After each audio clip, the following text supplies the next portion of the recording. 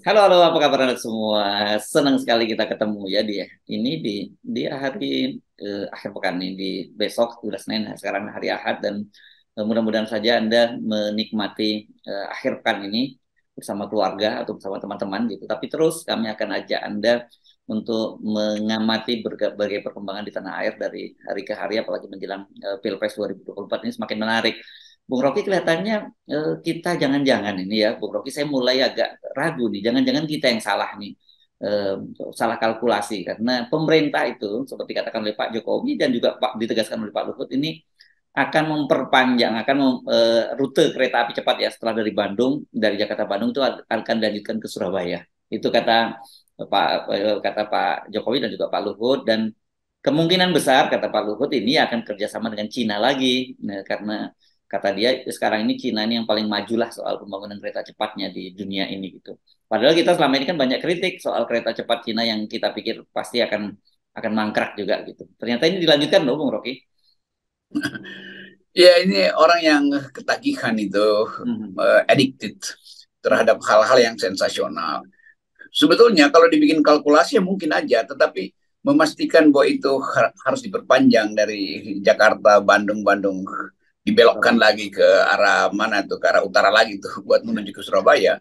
Kan itu betul-betul proyek ambisius tuh. Mhm. Padahal dalam kalkulasi ekonomi, skala ekonominya mungkin nggak ketemu. Karena bahkan Jakarta Bandung udah dihitung bakal rugi besar dan baru balik modal 70 tahun yang akan datang dan 80 segala tahun macam malahan. Delapan ya. puluh. Permintaan konsesinya 80 Bung Rocky. Iya, 80 konsesinya itu artinya ada hal yang kurang masuk akal itu karena percepatan perubahan bentuk perekonomian dunia, Mhm. macam-macam soal di situ loh. Tetapi karena ini menyangkut nasib bangsa, maka kita mesti kasih semacam kritikal, tak ditapis secara kritis. Apa sebetulnya yang di situ? Yang pasti dalam dugaan banyak pengamat politik ini kita dijebak di dalam proyek-proyek itu kita terjebak di dalam ambisi kita, lalu kita dijebak Cina di dalam soal tagih menagih biaya nanti kan. Ya, ya, Kan ya. pengalaman dari kereta cepat Bandung itu kita ditagih untuk membayar kelebihan anggaran dan dengan bunga yang sangat komersial dan kita gagal sebetulnya dalam soal negosiasi suku bunganya atau Mhm. yang berapa dari 2-3% diminta 2% nggak dikasih oleh Cina, akhirnya kita bayar juga. Mhm. Jadi memang ada seolah-olah nih Pak Jokowi terus menganggap bahwa dia akan menunjukkan prestasi dia di bidang infrastruktur. Hal yang makin lama makin absurd tuh. Kalau kita lihat bahwa trade off akan terjadi lagi, artinya presiden berikut akan dibebani oleh proyek ini, sehingga proyek-proyek kesejahteraan sosial itu hilang nilainya kan. Kan Mhm. ini semua tukar tambah, ada trade off. APBN itu adalah batas dari ambisi itu. Kalau dia dilewati ambisinya, itu artinya ada kerugian di pihak keadilan sosial, kemanfaatan yang setiap hari soal daya beli, soal pendidikan segala macam. Jadi yang disebut high tech itu sebetulnya kalau diukur pada situasi yang tepat ya mungkin berguna. Tetapi kalau dia sekedar dibuat hanya untuk memperoleh sensasi, itu pasti secara ekonomi akan memberatkan. Orang tetap melihat bahwa iya kereta Jakarta Bandung itu memang itu beberapa jam, mungkin 1 jam, tapi naik naik mobil juga itu 2,5 jam udah nyampe di kota Bandung sebetulnya tuh. Mhm. Dan perjalanan itu yang dihitung ekonominya apa sebetulnya tuh? Siapa yang akan pakai? Masa semua orang ingin jadi pebisnis lalu rame-rame naik kereta cepat? Ada yang memang mau liburan, ada yang sekedar tidak terlalu terburu-buru dan kepentingan-kepentingan urgensi itu atau urgensi yang dibuat-buat itu yang membahayakan APBN. Iya, iya, iya. Dan kita tahu kan kemarin ini negosiasi utangnya aja belum beres dan kemudian sekarang nambah proyek baru lagi dan kalau tadi katanya kemungkinan Cina kita sih memastikan Pak bukan kemungkinan udah pasti Cina lah. Dan itu saya kira sebenarnya sudah lama orang diduga bahwa yang diincar Cina mungkin bisa saja oh ini nggak menguntungkan tapi gue minta tambah proyek perpanjang lagi dong sampai Surabaya. Jadi kita patut curiga bahwa ya ini memang seperti Anda katakan tadi kita terjebak dan tidak bisa menghindari lagi gitu. Ya kayak orang haus tapi minum air laut. Jadi Yes, yes, terus-terus yes. dia minum terus kan. Hmm. Nah, kita melihat sebetulnya kalau setelah ada presiden baru dievaluasi bahwa ternyata kita ditipu di dalam kontrak bisnis karena Hmm. keahlian kita untuk membaca anggaran udah dibuktikan kacau gagal tuh Hmm. 30%. bertambah biaya kereta Jakarta Bandung itu dan terlambat 4 tahun segala macam. Kan itu yang dipersoalkan oleh para pengamat dunia. Masa bikin kereta terlambat 4 tahun? Di mana di dunia ini ada keterlambatan sampai 4 tahun? Di mana di dunia ini ada kenaikan anggaran yang tidak bisa diprediksi kan? Jadi itu poinnya tuh, bukan kita menghalangi pentingnya jalur infrastruktur jalan itu selesai secepat-cepatnya, tapi kita menghitung efisiensinya apa dan kegunaannya real time-nya apa kan. Itu soalnya tuh. Kenapa nggak diprioritaskan misalnya jalan-jalan rusuknya yang masih berantakan sebetulnya tuh. Ya. Jadi tetap harus dilihat nih manfaatnya apa tuh. Bukan kita menghalangi, tapi coba presentasikan amdalannya bagaimana, soal pembayarannya yang akan dibebankan pada generasi akan datang itu bagaimana, dan yang terutama kemanfaatan untuk menghubungkan desa-desa. Di Jawa aja kan berantakan jalan-jalan yang bahkan Pak Jokowi sendiri tahu melalui laporan-laporan viral itu. Ya, ya. Dan kalau tadi Anda menyinggung ini nanti akan menjadi beban pemerintahan berikutnya, ini kita nggak usah jauh-jauh, kita belajar dengan ke Malaysia saja. Malaysia kan juga sedang membangun kereta itu dari Kuala Lumpur ke Singapura, dan pada waktu itu dilakukan pada rezim pemerintah dikuasai oleh Najib Razak gitu. Dan ketika Pak Mahathir memenangkan pemilu di Malaysia dan dia mencoba membatalkan proyek itu, ternyata nggak bisa karena ada denda yang cukup besar dan mau nggak mau harus diteruskan. Dan saya kira itu nanti juga akan dihadapi oleh pemerintah berikutnya, lepas bahwa itu orangnya Pak Jokowi atau bukan orangnya Pak Jokowi. Itu jahatnya, sebenarnya agak jahat Pak Jokowi.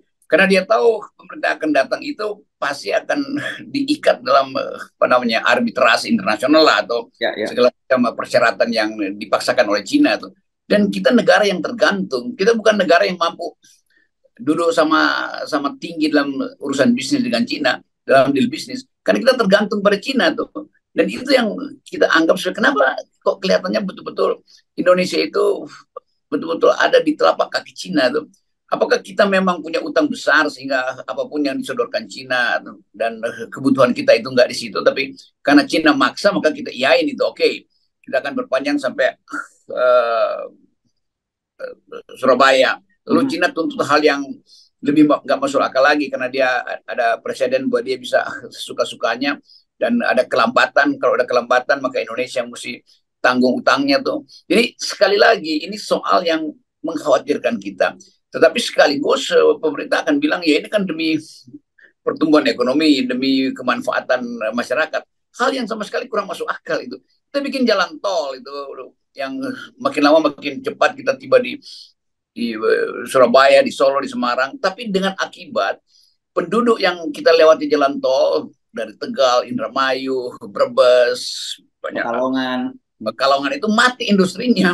Kan itu yang paradoksnya kan di situ. Begitu jalan utama dibuat tanpa ada sodetan-sodetan, ya orang langsung aja ke Surabaya, langsung ke Semarang, langsung ke Solo. Nggak lagi mampir untuk beli ibu-ibu yang tiap hari berharap telur asinnya di Brebes dibeli orang.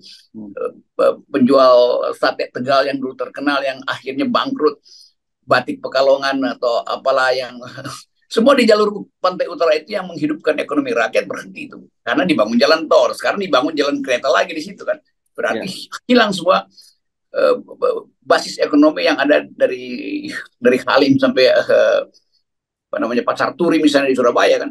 Jadi ini soalnya tuh. Ya, ya. Dan belajar dari pengalaman ini ya, kalau tadi jebak menjebak, dalam kasus Malaysia itu oke, dia tidak bisa menghentikan proyek itu karena konsekuensi dendanya cukup besar. Dan yang terjadi, yang lebih mengerikan saya kira juga belajar pengalaman nggak jauh-jauh itu dari Sri Lanka ya. Sri Lanka juga pernah mengalami sama, dia membangun bandara yang sangat besar di Bandara Rajapaksa itu kebetulan ya, yang itu jauh sekali dibangunnya, itu juga nggak masuk akal dibangun 300 kilo, 300 kilo dari Colombo, dan akhirnya itu bandara yang tersepi di dunia gitu. Jadi bandara hantu, dan kemudian karena tidak bisa bayar utang, ada konsekuensinya Sri Lanka menyerahkan pelabuhan laut dalamnya Hambantota, dan itu dicurigai kemudian jadi pangkalan kapal-kapal selam dari Cina. Dan sangat mungkin Indonesia juga bisa terjebak hal yang sama terjadi yang di Sri Lanka itu. Ya udah pasti kita akan dijebak di situ kan, karena polanya kita mengerti. Cina lagi berupaya untuk mewujudkan jalan sutranya untuk memperluas pengaruh teritorialnya tuh. Jadi sepanjang itu kita bahas secara bisnis itu kurang masuk akal, apalagi kalau kita bahas secara keamanan juga berbahaya kan. Dan misalnya bandara di Jogja, Kulon Progo, sampai sekarang itu ditumbuhin, lebih banyak ditumbuhin ilalang tuh kosong bandaranya, bandara yang dekat Bandung itu apa namanya itu di Oh, Kertajati. Kertajati sama aja kan. Jadi Hmm. banyak bandara juga di beberapa bandara di Sumatera yang nggak bisa diakses secara ekonomi, dan itu pertanda bahwa ada kekacauan atau kesalahan perencanaan kan. Kan Hmm. ini mesti mesti urut dengan perencanaan pertumbuhan ekonomi, kebutuhan penduduk, pusat-pusat pertumbuhan. Kan nggak pernah diterangkan pada publik kan. Tiba-tiba ada IKN dalam rangka jadi pusat ekonomi baru. Ternyata dia tidak untuk pusat ekonomi baru karena bukan di situ gula-gula ekonominya, tetap di Jakarta, tetap di Surabaya, tetap di Bandung. Demikian juga halnya dengan soal-soal lain yang dibayangkan Jokowi akan menumbuhkan ekonomi bahkan meroket. Yang terjadi justru pelambatan ekonomi dan daya beli yang makin turun. Jadi sensasi-sensasi mercusuar ini yang sering kita anggap bahwa kenapa Pak Jokowi nggak bisa berpikir bahwa dia harus meninggalkan konsep itu buat bangsa yang akan diisi oleh pemimpin yang berikut. Bukan dia yang meninggalkan hasilnya tuh. Itu kan artinya tidak ada konsep tuh. Kalau tiba-tiba ada keinginan untuk membuat jembatan apa namanya Sumatera dan di Selat Sunda, kemudian dia tiba-tiba dia lakukan lagi, padahal udah di riset itu nggak mungkin secara ekonomi, kurang berbahaya secara geologi. Jadi hal-hal yang sifatnya AMDAL dan kemasuk akalan ekonomi itu nggak pernah dihitung. Iya, iya dan itu oke. Dari sisi Cina kita tahu, ini kan ambisi Cina, ekspansinya Cina itu kan melalui proyek-proyek semacam itu ya, dan sudah menjadi perbincangan internasional kan kita sebut bahwa Cina sebagai rentenir global.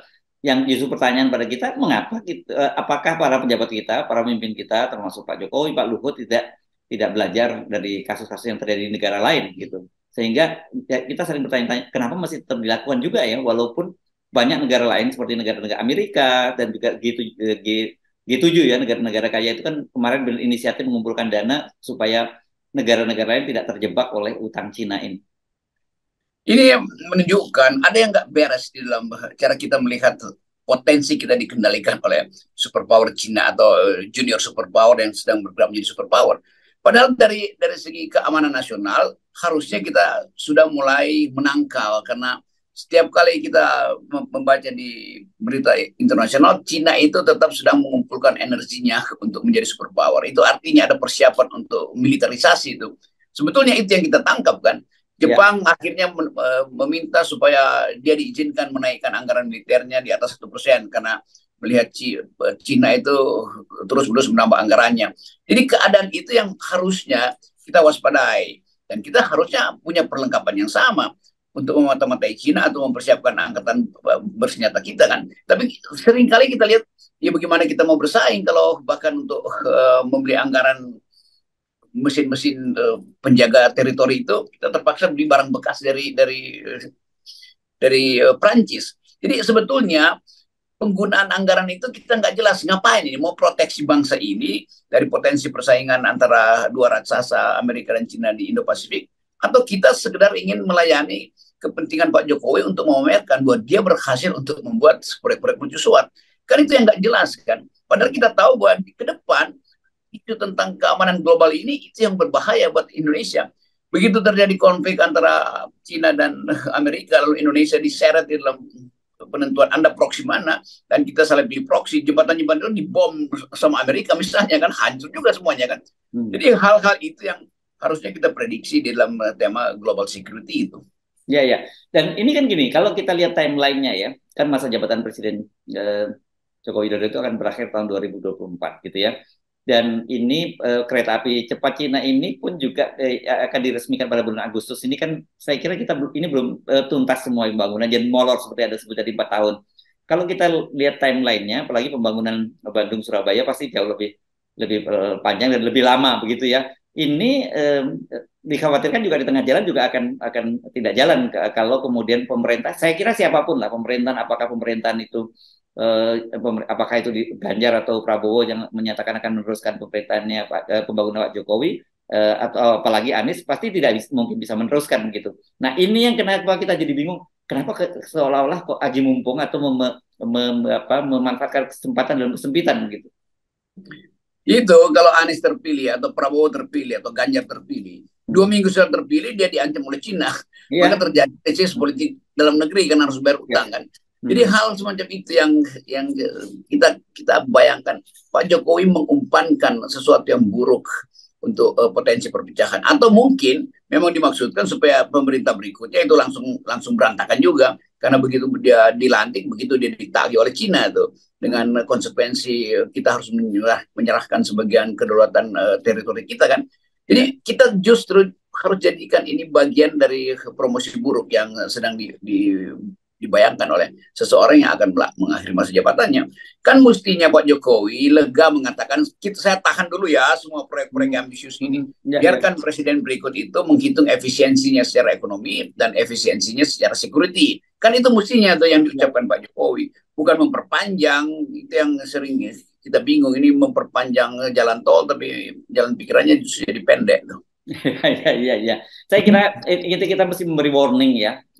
Ini soal proyek kereta api cepat Jakarta Bandung saja kita belum tahu seperti apa, dan diprediksi perusahaan ini kan proyek ini akan merugi, dan itu akan menjadi beban dari BUMN, dalam hal ini kereta api ke PT KAI ya. Karena PT KAI ini kan tadinya ini perusahaan yang salah satu perusahaan BUMN yang sehat gitu, dan dia bukan lead di sini di proyek ini, tapi kan jadi beban gitu. Sekarang semua diserahkan pada PT Kereta Api, dan kita pasti bisa menduga ini bakal keuangan kereta api juga berdarah-darah gara-gara diserahi kereta api cepat Cina ini.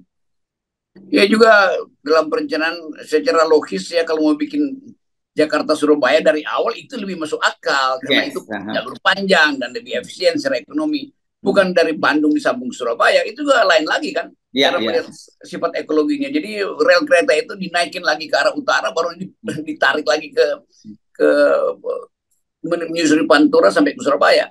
Itu juga secara perencanaan kan kacau kan. Mestinya dibikin dari Jakarta Surabaya, kalau ada kebutuhan ditarik ke arah Bandung, bukan dari Bandung disambung ke Surabaya, lalu lewat topografi yang aneh gitu kan, dibelokin dengan cara yang hanya ingin menunjukkan bahwa Jokowi tetap ingin Indonesia ini terhubung oleh bantalan-bantalan baja itu. Dia nggak lihat bahwa sebetulnya cara berpikir semacam itu udah salah dari awal tuh. Jadi keinginan itu tiba-tiba ada di depan mata, lo kita sambungin ke Surabaya. Lo kenapa nggak dari awal berpikir bahwa dari Jakarta ke Surabaya itu lebih penting?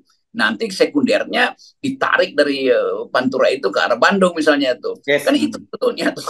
Ya. Oke. Saya kira ini kita melihat ini makin absurd saja ini apa yang direncanakan oleh Presiden Jokowi Pak Luhut di masa akhir kekuasaan mereka. Ya, jadi mungkin ini hasil mimpi dari Pak Jokowi, tiba-tiba hari ini diucapkan bahwa berpanjang. Karena buat mengimbangi mimpinya SBY. Dan ini keretanya bisa langsung turun di Solo ya, bukan? Tapi ya itu maksudnya Pak Jokowi pikir Pak SBY ngapain mesti dari Gambir juga. Nah dia langsung aja tuh dari Halim sampai Surabaya tuh. Nah, di Solo udahlah, saya mau terus ke Solo aja, ke Surabaya nggak mau mampir ke Solo. Kira-kira begitu pikiran Jokowi. Oke. Atau mimpi ya. Makasih Bung Rocky, tetap 0% Bung Rocky ya. Ini mimpi operasi 0%. Oke.